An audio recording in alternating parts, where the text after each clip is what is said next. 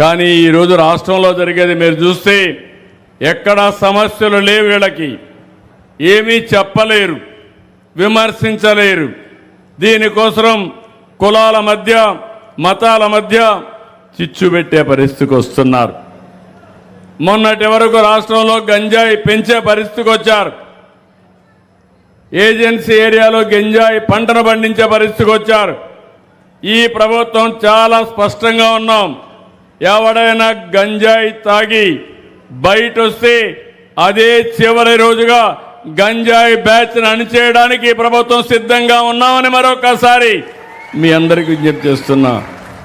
Eagle టీమును పెట్టాం. ఇంకో పక్క బ్లేడ్ బ్యాచ్లు కూడా రౌడీజం చేసే పరిస్థితికి వచ్చారు. నేను ఒకే మాట చెప్పాను, మా ఆడబిడ్డలకు రక్షణగా నేను ఉంటాను. ఎవరైనా మా ఆడబిడ్డల జోలుకొస్తే అదే చివరి రోజు గుర్తుపెట్టుకోమని హెచ్చరించాం. అమలు చేసి నిరూపిస్తాం. కానీ నాకు వచ్చిన సమస్య రౌడీలతో సమస్య లేదు, బ్లేడు బ్యాచ్తో సమస్య లేదు, గంజాయి బ్యాచ్తో సమస్య లేదు. కానీ కొత్త బ్యాచ్ ఒకటి వచ్చింది. ఎవరయ్యా? గొడ్డలి పార్టీ. ఈరోజు మీరు చూడండి, ఎవరైనా సరే ఎంత ధైర్యంగా ఉన్నా మన ఇంట్లో ఆడవాళ్ళ గురించి క్యారెక్టర్ అసాసినేషన్ చేస్తే కుంగిపోతాం. ఇటీవల పవన్ కళ్యాణ్ గారు ఆయన కుటుంబ సభ్యులపైన అసభ్యంగా పెట్టే పరిస్థితికి వచ్చారు. మాట్లాడితే ఎవరైతే పెట్టారో ఆయన్ని సపోర్ట్ చేసే పరిస్థితికి వచ్చారు నాయకులు. అంటే ఎక్కడికి మీ ఇంట్లో కుటుంబం లేదా? మీ ఇంట్లో ఉండే ఆడబిడ్డలకు రక్షణ అవసరం లేదా? అంటే ఏమనుకుంటున్నారు మీరు? వీళ్ళు ఇక్కడ ఉండరు, ఎక్కడో ఉంటారు. యూట్యూబ్ కానీ, ఇన్స్టాగ్రామ్ కానీ, ట్విట్టర్ కానీ ఇలాంటి అనేక వేదికలు పెట్టుకొని ఇష్టానుసారంగా తప్పుడు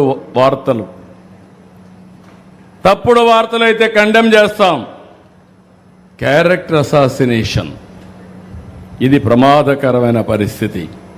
నేను అందుకే మిమ్మల్ని కోరుతున్నా, మేము సుపరిపాలన ఇచ్చినంత వరకు నేను ఒకటే చెప్తున్నా.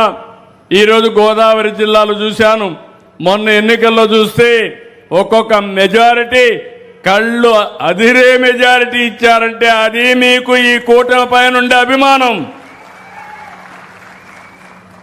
ఎక్కడో స్టూడియోలు పెడతారు, ఎక్కడో కార్యాలయాలు పెడతారు. అలాంటి రాక్షస మూకకు కూడా సపోర్ట్ చేస్తామని వీళ్ళు మాట్లాడే పరిస్థితికి వస్తారు. వాళ్ళకు ఫైనాన్స్ చేస్తారు. మీరు కూడా గుర్తుపెట్టుకోవాలి, నేను ఎన్నోసార్లు మీకు ఒక మాట చెప్పాను, ఈ యొక్క గంజాయి ఇది మాత్రం అన్ని నేను కంట్రోల్ చేస్తాను కానీ కొంచెం టైం పడుతుందని. గంజాయికి అలవాటు పడ్డా, డ్రగ్స్కి అలవాటు పడ్డా వాళ్ళు మన చేతుల్లో ఉండరు. వాళ్ళని కంట్రోల్ చేసుకోవాలన్నా కంట్రోల్ చేసుకోలేకుండా అడిక్ట్ అయిపోతారు. అలాంటి వారితో పోరాడి మళ్ళీ మెయిన్ స్ట్రీమ్కి తేవాలని మనం ఆలోచిస్తే అలాంటి వాళ్ళకి పూర్తిగా సపోర్ట్ చేస్తూ ఇలాంటి కార్యక్రమాలు చేసే పరిస్థితికి వచ్చారు. నేను ఒకటే మిమ్మల్ని అందరినీ కోరుతున్నా, గడిచిన ప్రభుత్వం చేసిన తప్పులన్నీ కరెక్ట్ చేస్తూ వస్తున్నాం.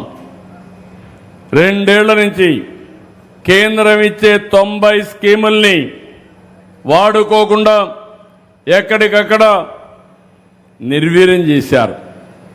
మళ్ళీ నేను అవన్నీ స్ట్రీమ్లైన్ చేసి వాడుకునే పరిస్థితికి వచ్చాం.